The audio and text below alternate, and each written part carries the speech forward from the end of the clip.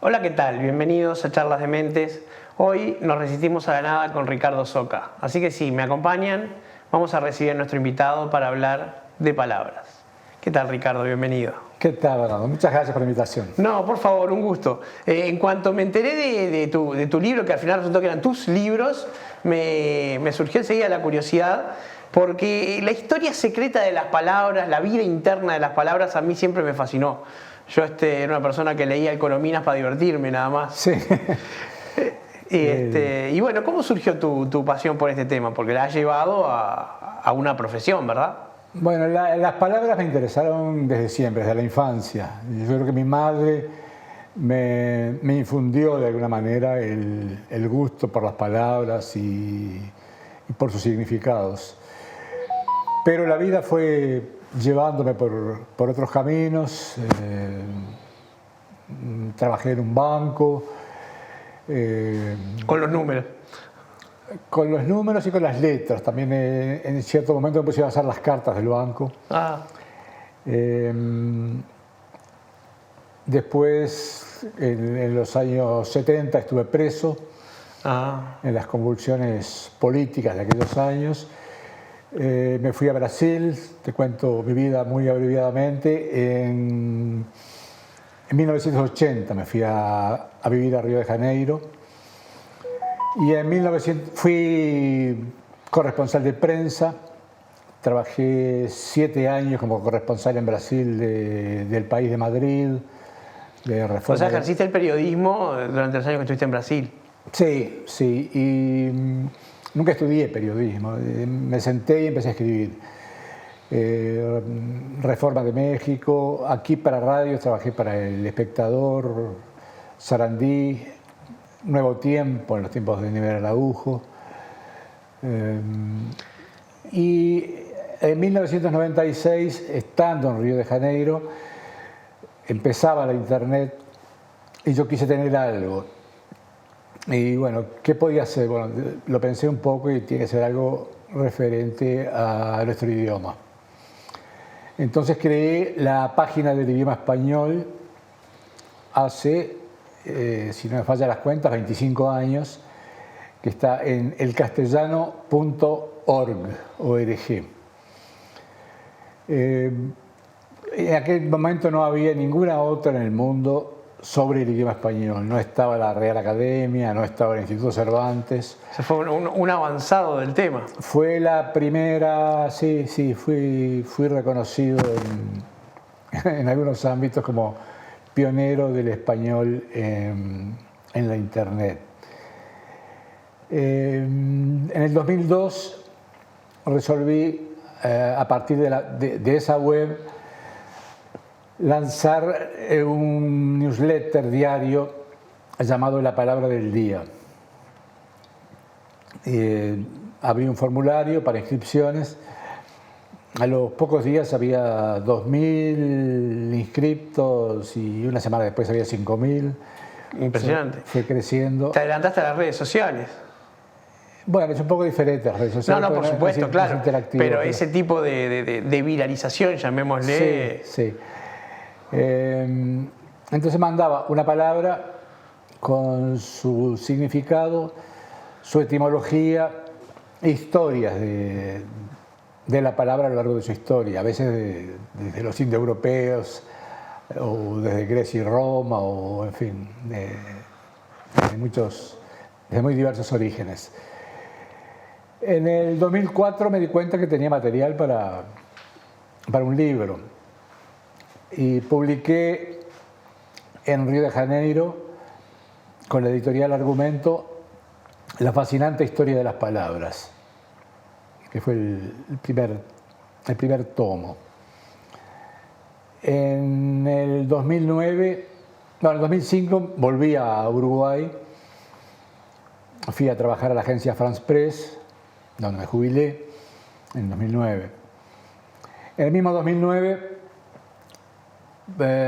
publiqué nuevas fascinantes historias de las palabras y después, no me acuerdo en qué año, 2011 tal vez, La milenaria historia de las palabras, un tercer tomo, que fueron publicados en Buenos Aires por Interzona, una editorial conocida, pero un tanto pirata, nunca me pagó.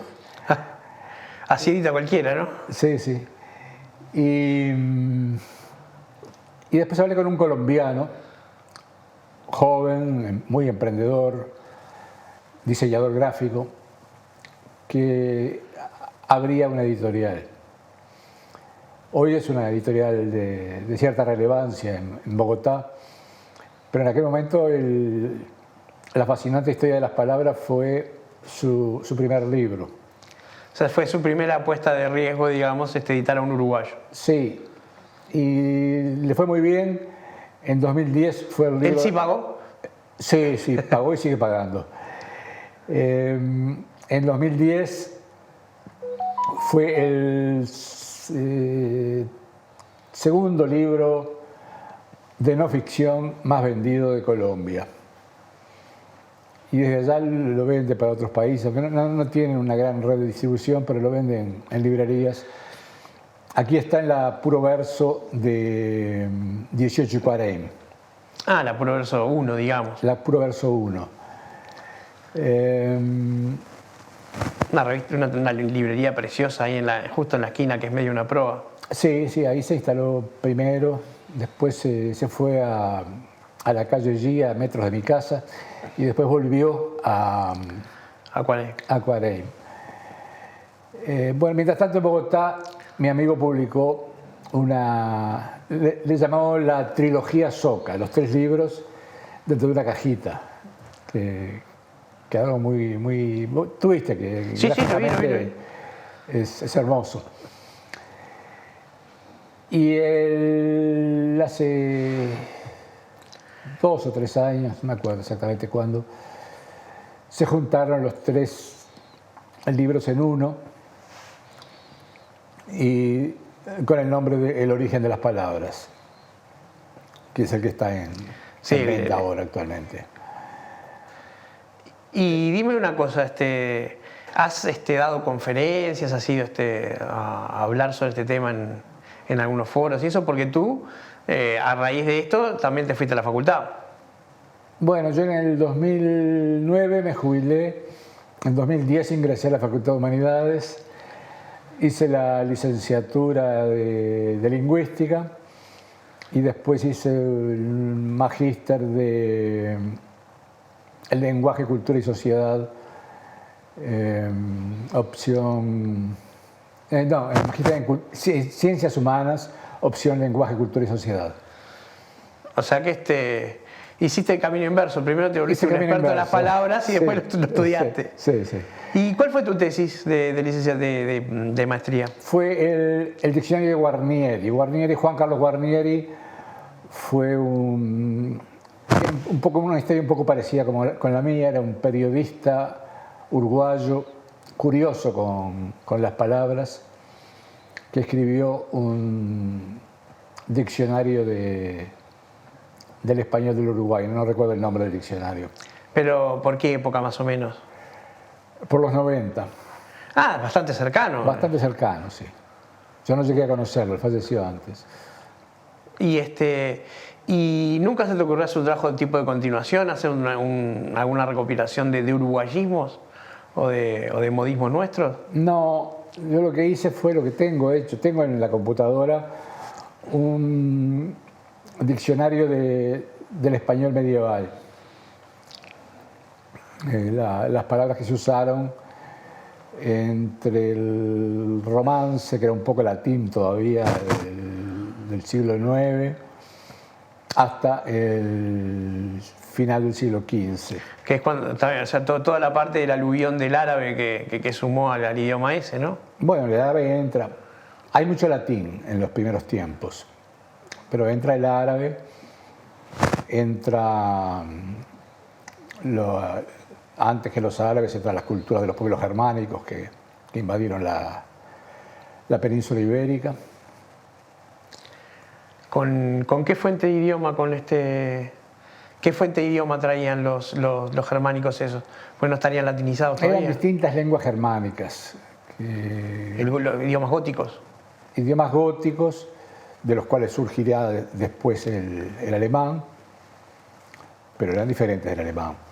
Sí, sí, era un idioma arcaico. Era otra cosa. Eran lenguas indoeuropeas, no latinas, que llegaron como una novedad. Pero los germánicos se conquistaron España, gobernaron España durante, no solo España, el sur de Francia, parte de Italia, durante varios siglos, pero se adaptaron rápidamente a la cultura local, adoptaron la lengua castellana, se incorporaron pocas palabras, relativamente pocas. Yo conté 70 y poco de palabras. ¿Cuál sería una palabra de origen gótico nuestra? Guerra, Ajá. guardia. Son palabras en general vinculadas al uso de las armas. Arenga, que es el discurso que un general dirige a su Ahora que tropa. lo pienso, mi nombre también debe tener ese origen. Yo me llamo Bernardo. Viene la travesía de Ardo, es gótica, es guerrero. No sé, no sé. Sí. Bernardo es... La terminación ard viene del hard. Que es bueno, guerrero. Ard, sí. Bueno, la mía también, Ricardo. No me acuerdo ahora qué iba a decir. Bueno, pero es palabra de origen. Fernando es una palabra de origen gótico. ¿Vale? Suena muy española. Sí, muchos reyes. Fridenandus es el nombre original. Gonzalo es Gundisalvus. Elvira es del germánico Gelovira. Ese ya es más, más curioso que venga del germánico, porque más español que Elvira no parece que haya. Para nosotros, hoy en el siglo XXI. Claro. A mí siempre me fascinó esa huella que dejaba el latín en tantas palabras de la letra Q. Todas las palabras Sí. que el latín nos heredó, que uno sabe por qué sabe la Q, y bueno, como que de algún lugar hay una raíz latina, etimológica. Bueno, sí, y además muchos pronombres que comienzan con Q, latinos, y demostrativos y adverbios. Claro, ¿y el diccionario ese que tú has hecho, lo piensas editar en algún momento? No sé, tiene que aparecer un editor. No es un diccionario muy vendible, Bueno, es claramente un tema académico, ¿no? es muy académico, habría que revisarlo, habría que corregirlo con personas más especializadas. Vamos a apagar esto. Sí, no te preocupes. Claro, lo que pasa que, bueno, digamos, la literatura académica obviamente no es para el público general, pero tiene su relevancia importante, ¿no? El tema del uso mismo en las universidades. Tú como magíster habrás utilizado muchos de esos. Sí, claro. Ahora estoy en un proyecto sobre la temporalidad en español, un grupo de la Facultad de Humanidades que estamos trabajando. El tiempo aparece en todas las gramáticas, aparece en los tiempos verbales, en palabras como ayer, mañana, esa línea. El famoso verso de tango, ibas a entrar en mi pasado. Claro, pero el tiempo aparece escondido en algunas palabras. Cuando decimos almuerzo, estamos pensando en tiempo. Claro, es una comida a determinada hora. Se come, tú puedes decir, bueno, hoy almorcé a las 5 de la tarde, pero canónicamente el almuerzo, cuando decimos almuerzo pensamos en el mediodía. Y lo hacemos desde un punto de vista cognitivo, es decir, importa cómo la gente piensa en su cabeza la palabra. Y yo cuando dijiste que estabas estudiando la temporalidad, pensé en la concordancia de subjuntivo que se ha perdido completamente y que ya nadie lo concuerda temporalmente, pero me Es un sorprendió. fenómeno general que se está dando en español. Los españoles se quejan de eso también. Se da mucho en la Argentina, más que acá todavía. Bueno, de Argentina lo incorporamos nosotros. Sí, en general los cambios comienzan en la Argentina. Hay unos estudios de que el voceo comienza en las clases más humildes, pues el vos de los españoles del siglo XVII, fueron los que trajeron. Claro, pero era de respeto, no una suerte de tuteo. Era vos sois, era una forma de respeto. En cierta época sí, pero también era la forma como el conquistador llamaba a los indios. Ah. O sea, la palabra vos surge en el Imperio Romano, después de la época clásica, cuando el emperador el emperador no decía yo, decía nos.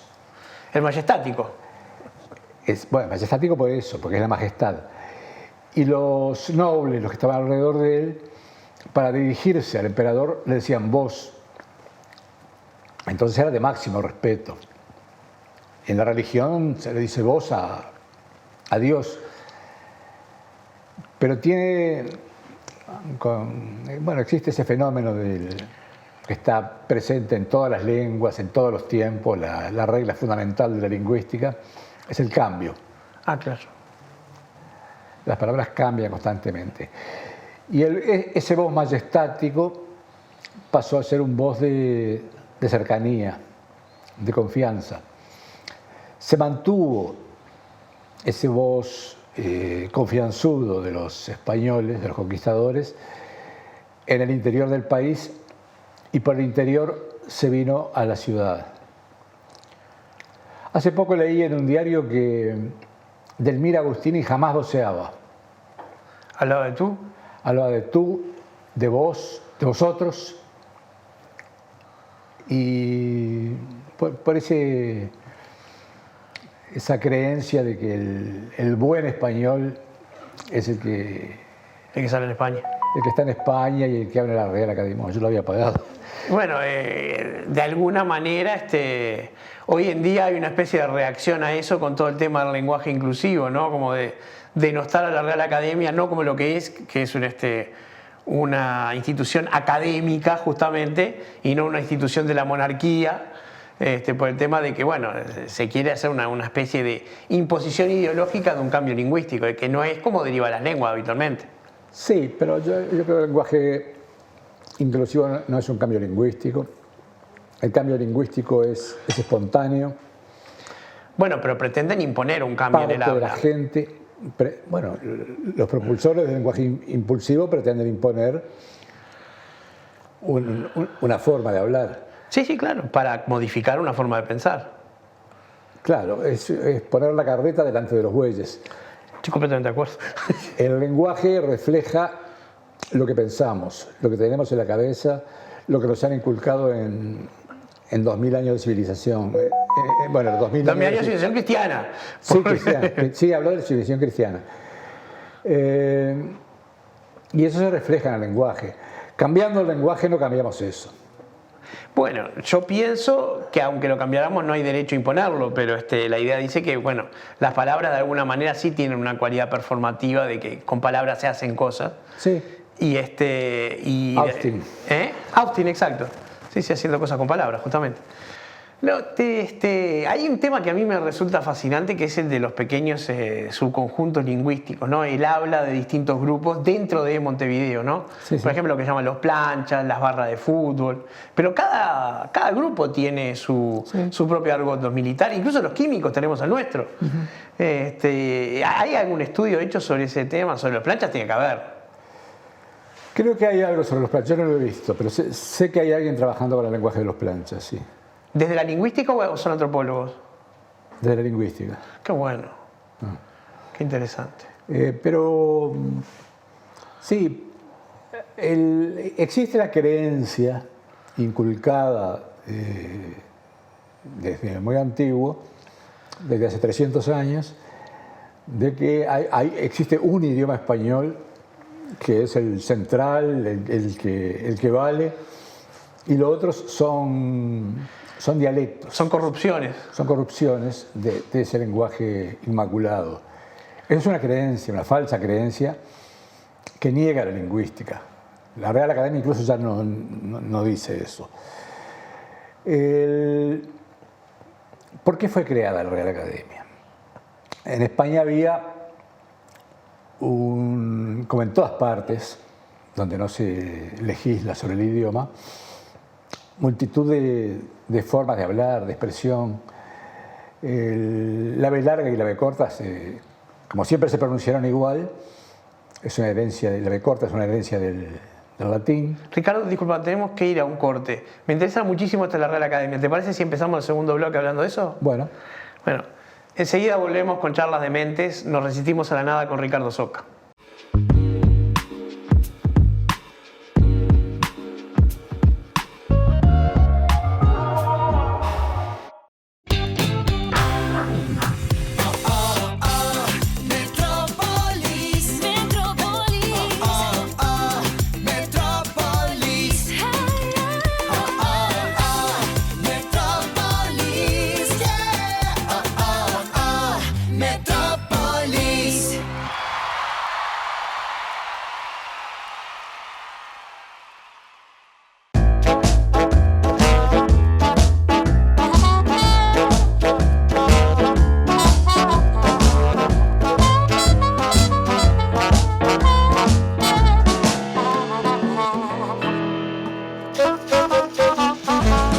Proba una gran hamburguesa, como vos la querés. Signature Collection by McDonald's presenta la nueva American Barbecue, ahora también con 3 carnes. Sabor premium, sin tanta pose.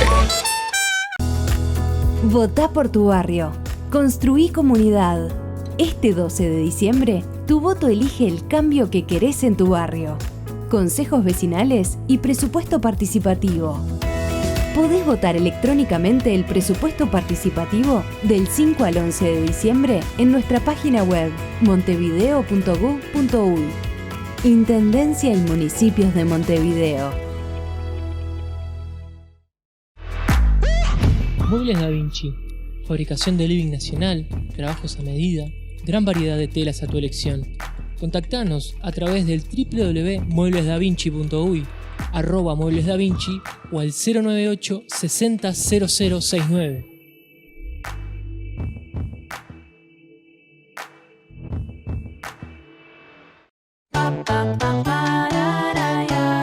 Elegir un colegio es una decisión muy importante. Vení a conocer la SAFA, desde 1889, siendo escuela de vida. Una luz que nos da guía. Inicial, primaria, ciclo básico, bachillerato, todas las orientaciones. Colegio y liceo Sagrada Familia.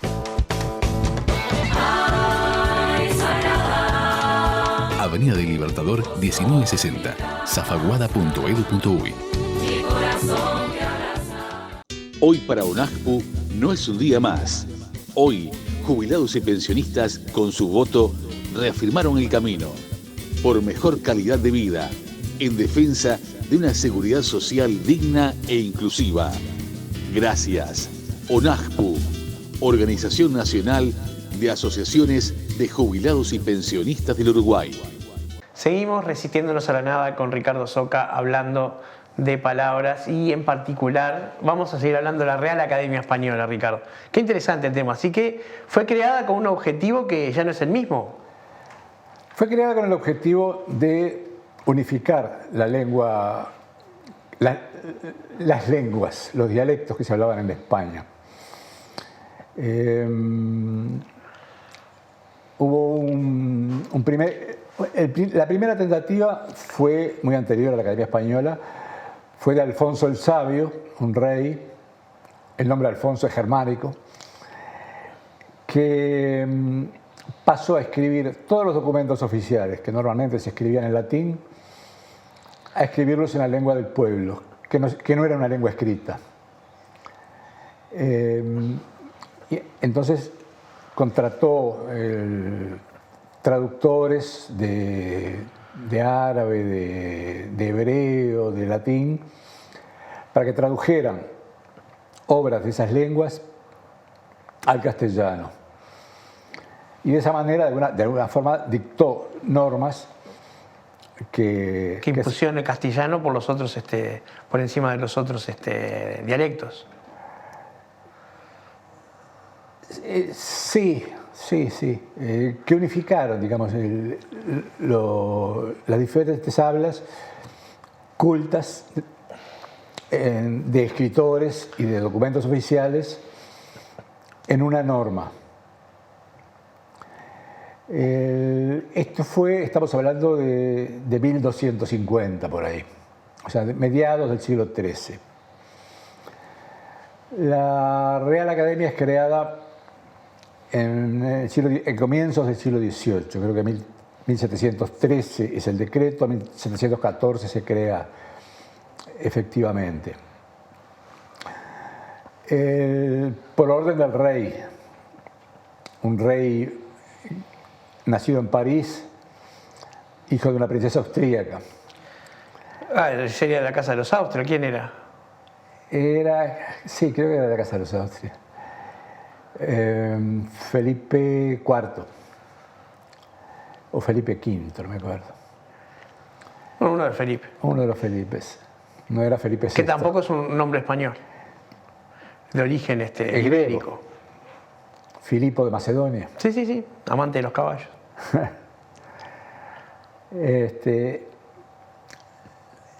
La Academia Española reúne todos los usos de los escritores españoles que todavía seguían escribiendo de manera diferente, con grafías diferentes. El propio Cervantes escribía su nombre a veces con B larga, porque no había una noción como tenemos ahora de la ortografía. Entonces, la Academia con su diccionario, que para su tiempo fue una obra magnífica, fue elogiado en toda Europa, unificó el español. Pero las lenguas no se sujetan a esas unificaciones. Se siguieron hablando, cada uno siguió hablando su propia variedad. Un concepto que quiero dejar claro es que nadie habla un idioma. Todos hablamos dialectos. Había un lingüista alemán, Weinreich, que decía que un idioma es un dialecto que tiene atrás un ejército y un Estado. Una visión sociológica del sí, lenguaje. pero es realidad. No hay una unificación mayor a nivel de las clases cultas. Pero si tú tomas un hablante analfabeto de Cerro Largo, por decir algo, y un hablante analfabeto de Asturias, yo no sé si se entienden entre sí. Claro, bueno, pero y de Valencia menos, porque el valenciano o el catalán ya directamente no se parece mucho al castellano. Bueno, nos vamos a casos extremos, pero vamos a hablar de lugares donde se hable algo que se llame español. Claro. No, pero digo por lo que usted decía que son todos dialectos, ¿y cómo sería el nuestro? ¿Uruguayo? ¿Rioplatense? Sí, español. Hay un libro publicado a fines de 1888, que se llama Vocabulario Rioplatense Razonado, de Daniel Granada. Es la primera obra sobre el vocabulario rioplatense, sobre el dialecto rioplatense, que se publicó y es muy respetado hasta hoy. Fue republicado en la colección Clásicos Uruguayos en los años 50 y se consigue por ahí en las librerías. Pero refleja un dialecto uruguayo que ya no existe. Bueno, no, refleja el dialecto rioplatense de fines del siglo XIX. Por eso quiero decir, como tú decías recién, la lengua evoluciona, el habla evoluciona. Sí. Evoluciona, yo no uso la palabra evoluciona, porque evolución sugiere una finalidad, un camino, una mejora. Solo dentro de un paradigma darwiniano. Sí, hay evoluciones que son sin finalidad. Sin finalidad, atélicas. Pero Pero yo prefiero usar cambio lingüístico. No hablamos de evolución de la lengua, sino de cambio lingüístico. O sea, tú sostienes que el cambio lingüístico se da espontáneamente y sin fin determinado. Sin fin determinado. O sea, una mecánica caótica, digamos. No es mejor una lengua de hoy, con miles de años de evolución, que la que hablaban los europeos, los indoeuropeos hace 4.500 años. No es mejor. Expresa otras cosas, expresa todo lo que los hablantes necesitan decir, como el indoeuropeo expresaba todo lo que los hablantes de aquella época necesitaban decir. Me quedé pensando claro, nunca había pensado en un idioma antiguo, uno moderno, como uno mejor que el otro, ¿no? O sea, obviamente hay palabras tecnológicas que no existen en uno y existen en el otro, pero tecnológicas en los dos sentidos, ¿no? Pero pensaba si, desde otro punto de vista, si no habrá idiomas que son mejores para expresar ciertas cosas que otros. Pues siempre se habla de que el francés es el idioma del amor o que... Sí, yo no creo en eso. Hay gente que dice eso. No, yo no estoy sosteniéndolo, lo estoy planteando. Hay libros, hay teorías, no diría teorías, hipótesis que plantean eso. No lo veo así. Creo que el idioma es un producto del cerebro humano actuando en sociedad. El cerebro humano, que es la maquinaria más compleja que existe en el universo, es el único capaz de formular un lenguaje. Un lenguaje hablado, porque hay otros animales que tienen lenguajes. No, lenguaje que se pueda llamar lenguaje no. Bueno, claro, no con habla, pero en el sentido comunicacional. Pueden comunicarse cosas. Hay un mono de África que es capaz de señalar con tres, digamos, palabras, son tres sonidos que emite diferentes, tres tipos de predadores. Para el predador que viene por abajo, para la serpiente, por ejemplo, emite un sonido. Para el predador que viene corriendo, emite otro sonido. Y para el predador que vuela, para un águila, por ejemplo, emite un tercer sonido. Eso es lo más parecido al habla que conozco en el reino animal. No, yo pensaba en animales, digamos, influidos por el ser humano, antropoides que han aprendido a manejar el lenguaje de señas, por ejemplo. Bueno, pero ya tienen un cerebro más... Sí, hubo una familia que crió 2 chimpancés en casa y los chimpancés vivían como humanos, iban al baño como los humanos y eran capaces de decir cosas con lenguaje de señas. Se habían enseñado el lenguaje de señas, eran capaces. Pero estamos hablando de un cerebro ya, el cerebro del chimpancé es muy desarrollado, es el más desarrollado del reino animal, después del nuestro. No tiene el chimpancé posibilidades anatómicas que tenemos nosotros de fonación. De fonación. El aparato fonador lo tiene solamente el ser humano. Es un conjunto de circunstancias, de coincidencias que convergieron para que el lenguaje fuera posible. Porque a partir del lenguaje, yo decía hoy que el lenguaje refleja nuestros pensamientos, pero nuestros pensamientos crean lenguaje. El lenguaje y el pensamiento se crean uno al otro, crecen juntos. Bueno, la propia acción de pensar es no verbal, pero es lingüística. O sea, nosotros pensamos en palabras. Sí. Sobre el cambio lingüístico quería dar un ejemplo que a mí me llama mucho la atención. La palabra nimio en latín significa grande, abundante, generoso. Y en español intrascendente. Y en español es pequeño, intrascendente. Como una palabra cambia su significado hasta el punto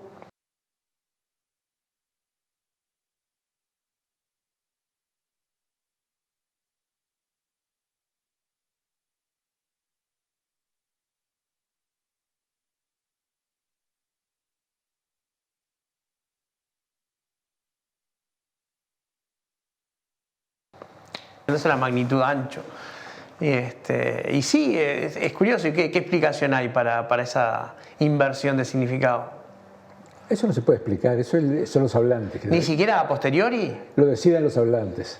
Está bien, eso es cómo ocurre, pero a posteriori no se puede explicar, por ejemplo, el camino que siguió. Se puede investigar, yo no sé si se investigó, no sé si alguien sabe, porque en portugués decimos largo y en español decimos ancho.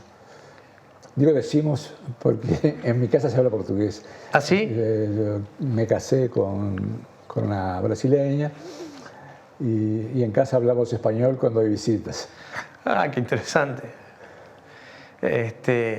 Sí, como te decía cuando nos conocimos, a mí me fascinó tu libro porque el tema de la historia de las palabras me resulta interesantísima y sobre todo me divierte mucho leer sobre la historia de las palabras. Yo no sé si sabías que el problema que se da con los nombres de los animales, por ejemplo. Según el animal que sea donde se lo denomine, las palabras pueden tener orígenes completamente distintos. Por ejemplo, el nombre del canguro viene de un error. Hay una historia sobre eso. Sí, la historia que está en el libro de Quine, por ejemplo. Pero es debatido eso. Bueno, yo no digo que no, por lo menos Quine se hizo eco de eso. Pero yendo a una menos problemática, el tema del murciélago. Murciégalo. Claro, pero originalmente murciégalo es la forma no corrompida. Mursecus. Claro, ratón ciego. Ratón ciego. Exacto, y la gente piensa que quien dice murciégalo está corrompiendo murciélago, que es la forma que originalmente se corrompió. Sí. Y el diccionario de la Academia Española, que es un diccionario que no se sabe qué tipo de diccionario es, porque contiene palabras que no se usan hace siglos, pero no tienen ninguna marca diacrónica. ¿De desuso, por ejemplo? A veces la marca como desusada, pero a veces no tiene ninguna marca. Simplemente se dejaron de usar en el siglo XV y aparecen en el diccionario de hoy como presentes.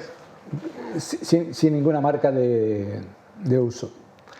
Yo en una época jugaba al Scrabble y me había acostumbrado a ver los verbos que se consideraban en desuso y no se podían conjugar para la regla del juego. Entonces había una marca en el diccionario, solo se podía usar el infinitivo. Pero solo con los verbos que obviamente aparece el infinitivo en el diccionario, ¿no? Y ya que estamos hablando de palabras, ¿por qué el castellano no declina cuando el latín y el griego son idiomas que declinan? Bueno, sí, porque perdió la declinación. El latín, después del fin del imperio, empezó a usar preposiciones, empezó a cambiar su sintaxis. Se fue el sistema de declinaciones, poco a poco se fue perdiendo. El inglés no tiene declinaciones, No. pero cuando vos ese apóstrofe con una S del posesivo es heredero de un dativo. ¿Pero de qué? Del alemán, claro. Sí, no sé si propiamente del alemán. No, quiero decir, será del sajón o del Sí. normando, o alguno de esos. Sí, todas esas son lenguas que vinieron de los germánicos. Sí. Incluso las escandinavas. Claro, sí.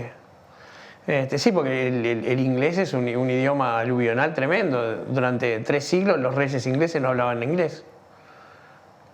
Incluyendo la familia actual, que es una familia alemana, o sea que cambió de nombre. Sí, pero tuvieron una gran invasión de palabras latinas sin llegar a ser nunca un idioma latino. Léxicamente tienen un influjo muy muy fuerte del latín. Y tienen también influencia de las palabras que llevaron los vikingos, De esas tienen más de repente. que también son palabras germánicas. Sí, hay un escritor que se llama Edward Rutherford, no Rutherford, sino Rutherford, que escribió muchos libros de novela histórica. Entonces él en uno de esos libros hacía notar que en español, que en inglés, los animales de granja y la carne que producen se habla de distinta manera. O sea, por ejemplo, cerdo es pig, pero la carne es pork. Bueno, Vaca es cow, pero la vaca, el churrasco es beef. Bueno, pez y pescado. ¿Cómo? ¿Fish? No, en español. Ah, claro, pero lo que decía era que como los que comían carne eran los nobles y los nobles hablaban francés, las palabras para designar a la carne derivaban de francés. Beef de bœuf, cordero, maton de mouton, pero el cordero se sigue diciendo lamb cuando está vivo y mouton cuando está muerto. Está en el plato. Exacto. Y eso, es que yo sepa, solo lo tiene en inglés, o sea, tener esa variación entre el animal y la carne. Nosotros la carne decimos carne, vaca de vaca, de cordero cordero. Bueno, no sé, puede ocurrir en muchas lenguas. No, dije hasta donde sé. No lo sabemos, sí. No, sí, por supuesto, no. Lejos de saber algo de lingüística, yo lo leí en aquel libro y me llamó la atención porque son esas cosas que uno, cuando estudia un poco inglés, las aprende, pero no piensa por qué se dan esas dualidades o esas diferenciaciones, pero como te decía, me divierte mucho. Y una de las cosas que siempre me resulta interesante es en 1491, cuando los reyes católicos se hacen cargo de la península ibérica, salvo Portugal, se produce como una especie de negación de la cultura árabe. Como que esos 6 siglos donde los árabes habitaron en Iberia fueron como un accidente, pero dejaron muchísimas huellas en la lengua. Sí, dejaron unas 2.500 palabras, por lo menos, en el aspecto léxico. Dejaron una cultura y después la mentira de que el español vino del norte, la cultura vino del norte y fue hacia el sur inculto. Cuando los primeros indicios de cultura en la península ibérica vinieron de los griegos y de los fenicios, que se instalaron precisamente en el sur. Claro, sí, Cartagena viene de Cartago. Ajá. Y era un antiguo enclave fenicio en Es verdad, sí, venían del sur, claro. Pero quería volver a otro tema. Sí, claro. El de la Academia Española. Bueno. En el siglo XIX, España perdió sus colonias. Se convirtió en un país débil, pobre, después de haber sido la potencia más poderosa de Europa. Y tenía que codearse con sus iguales de Europa en posición de inferioridad. Entonces descubrió que tenía una cosa que los otros no tenían. Un idioma que era hablado en toda América.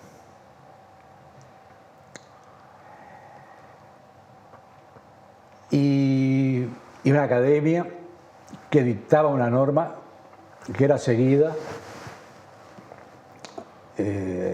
lamentablemente hasta hoy, por toda América. Tú no estás a favor de ese seguimiento. Yo no estoy a favor. Hay quien defiende eso en pro de la unidad lingüística, de que conservemos una misma lengua. Pero el inglés es hablado como lengua nativa en 38 países y nunca tuvo ninguna academia, ni la necesitó. Los hablantes, la lengua se mantiene unida porque los hablantes necesitan entenderse. Un hablante de Sudáfrica habla un poco diferente que un hablante de la India o de Gran Bretaña o de Estados Unidos, pero todos se entienden, claro, en inglés. De modo que la necesidad de una academia para mantener la unidad de la lengua es un mito. Descubrieron que tenían eso y empezaron a crear corresponsales. Después academias correspondientes. Ya estamos hablando de la segunda mitad del siglo XIX. No recuerdo cuál fue la primera, tal vez haya sido la colombiana. La mexicana fue creada directamente por los españoles. Mandaban a su gente, arreglaban con los... Bueno, México siempre fue un hijo directo de España, ¿no? Sí, sí. La excepción la constituyen dos academias que fueron creadas por iniciativa de los locales, que fueron la argentina y la uruguaya. Pero las dos, en sus estatutos, dicen que la guía rectora es la Real Academia Española. O sea, están alineados, digamos. Están alineadas. Hubo una maniobra política. Yo hablé con el entonces presidente de la Academia Argentina de Letras, José Luis Moure, quien me dijo que la Academia Argentina de Letras había pasado de ser una academia con su propio estatus a una academia correspondiente, allá por el año 2000. No está escrito, lo buscó, lo investigó, no se sabe quién fue. Y la Academia Nacional de Letras de Uruguay también. Interesante. Ricardo, sabes que se nos fue el tiempo. Ha sido muy agradable. Me quedaría colgado hablando de esto porque me fascina. Pero te agradezco muchísimo que nos ayudaras a resistirnos a la nada y no falta la oportunidad para otra invitación. Bueno, siempre a las órdenes. Muchas gracias por la invitación. Gracias a ti. Enseguida volvemos con ideas que no entran en 280 caracteres.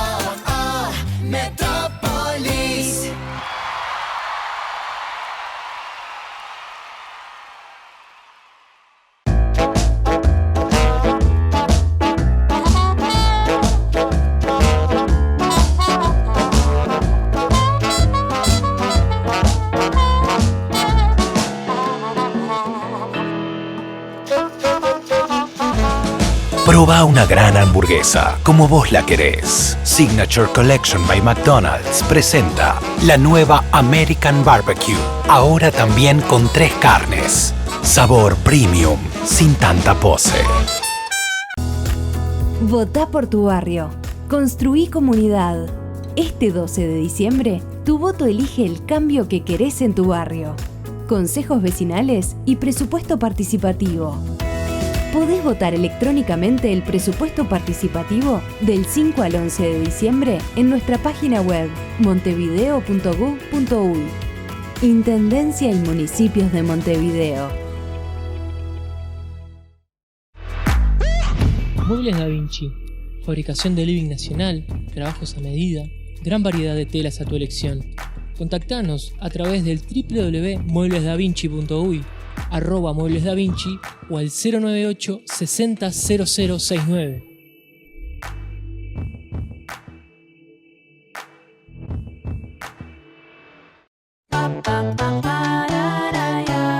Elegir un colegio es una decisión muy importante. Vení a conocer la SAFA. Desde 1889, siendo escuela de vida. Una luz que nos da guía. Inicial, primaria, ciclo básico, bachillerato, todas las orientaciones. Colegio y liceo Sagrada Familia. Avenida del Libertador 1960, zafaguada.edu.uy. Hoy para UNAJPU no es un día más. Hoy, jubilados y pensionistas con su voto reafirmaron el camino por mejor calidad de vida en defensa de una seguridad social digna e inclusiva. Gracias. ONAJPU, Organización Nacional de Asociaciones de Jubilados y Pensionistas del Uruguay.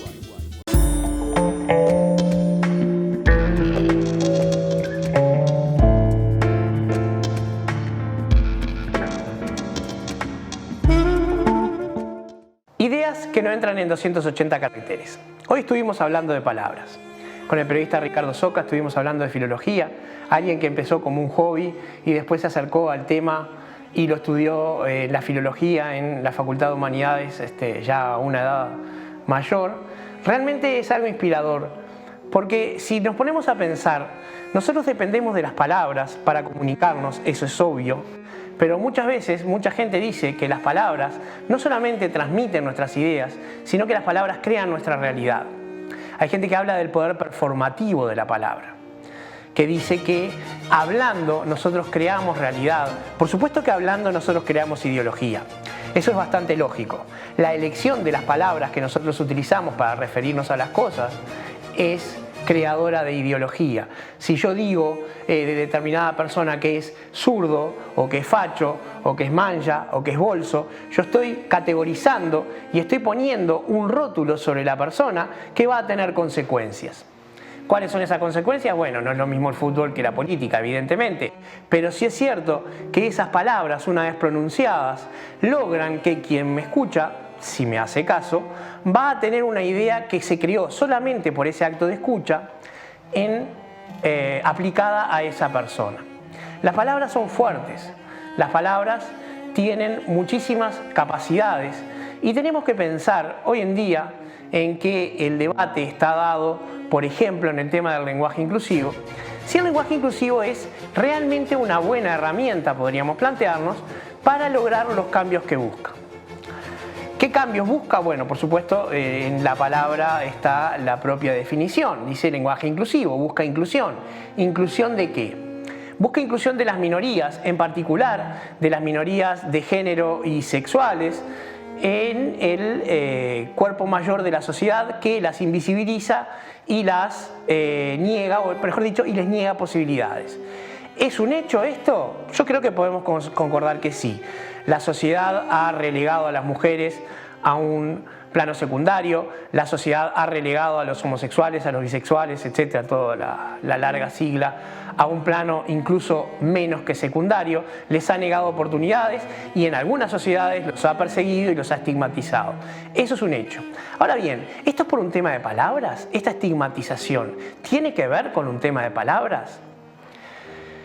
Si nosotros pensamos en lo mal que han envejecido ciertos chistes o cierta manera de expresarse respecto, por ejemplo, de las orientaciones sexuales, y tendríamos que concluir que sí, que el poder performativo de la palabra no es un mito, es un hecho, que esto ocurre, que si un conjunto de carnaval hacía chistes manifiestamente homofóbicos en la década del 80, incluso en el año 2000 y un poquito más acá, esto generalmente podía llegar a ser aplaudido por una parte del público, pero que hoy en día ya ha pasado, generaría rechazo, generaría repulsa, porque se ha dado un cambio en la cultura. La pregunta que me surge a mí es, ¿qué papel cumple el lenguaje inclusivo en todo esto? Porque yo considero que una persona de bien no puede estar en contra de la lucha por la igualdad, que eso es algo que no debería, por la equidad, no debería estar en discusión. Todos tenemos que tener los mismos derechos y nadie puede ser perseguido por sus opciones, sus preferencias o su identidad. Eso no es algo que yo crea que amerite una discusión. Pero el lenguaje inclusivo tiene un problema y es que afecta a la manera en la que nos comunicamos por decisión de un grupo de personas que definió por sí y ante sí que hablar de una manera que rompe el esquema lógico del lenguaje permite mejorar los efectos de esa inclusión.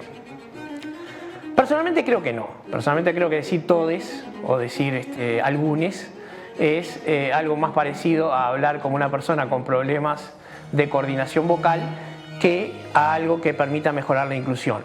Lo que sí creo es que el debate que se genera entre las personas que no les gusta que se hable así y las personas que insisten en hablar así, genera que se vuelva a poner el debate de la inclusión en el candelero y vuelva a traer el problema principal, que es el de las personas que realmente están siendo postergadas y no cooptadas por una lucha lingüística, en el problema de la discusión.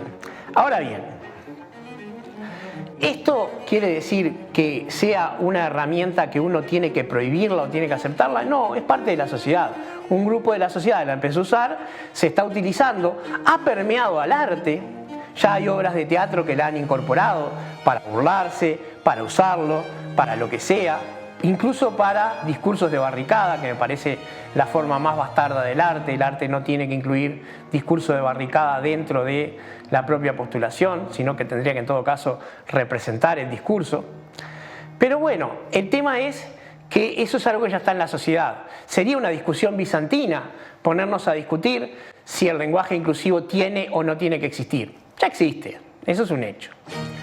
Ahora bien, existe un tema que se llama paradigma lingüístico, que es la forma en que el lenguaje se administra, y una cosa que se llama economía de comunicación o economía cognitiva, que es lo que tenemos que hacer para poder comunicarnos rápidamente y transmitir nuestras ideas con exactitud. Y en ese caso creo que el lenguaje inclusivo realmente es un estorbo. Cuando una persona está poniendo todo su esfuerzo mental en tratar de no discriminar a nadie mientras pide un helado, está tratando de evitar lo más importante, que es que su acto comunicacional implica pedir un helado. En el caso de pedir un helado no hay ningún problema, simplemente dice al final el sabor que quería y listo. Pero cuando una persona está tratando de generar algo un poco más complejo, ahí sí se complica. Cuando una persona está tratando de hacer, por ejemplo, reglamentaciones municipales y se cuela el lenguaje inclusivo, ahí tenemos un problema, porque lo que se quiere reglamentar pasa a segundo plano. Realmente creo que en este momento el lenguaje inclusivo se ha convertido más en un estorbo que permite que se haga de bandera de las personas que están en contra, inexplicablemente, de la lucha por la equidad, o de la manera que las políticas de izquierda identitaria conciben la lucha por la equidad. Se agarran del lenguaje inclusivo, esa herramienta tan fallida, para cuestionar todo lo otro bueno que se hace. Personalmente, creo que es maravilloso el tema de cómo las palabras pueden evolucionar y cómo las palabras pueden hacer cosas, cómo se pueden hacer cosas con palabras, como dice ese maravilloso libro que se llama exactamente así. Realmente fue un programa muy disfrutable. Hoy pudimos pensar sobre lo que habitualmente decimos y decir sobre lo que habitualmente pensamos. Esto han sido ideas que no entran en 280 caracteres. La semana que viene nos seguimos resistiendo a la nada.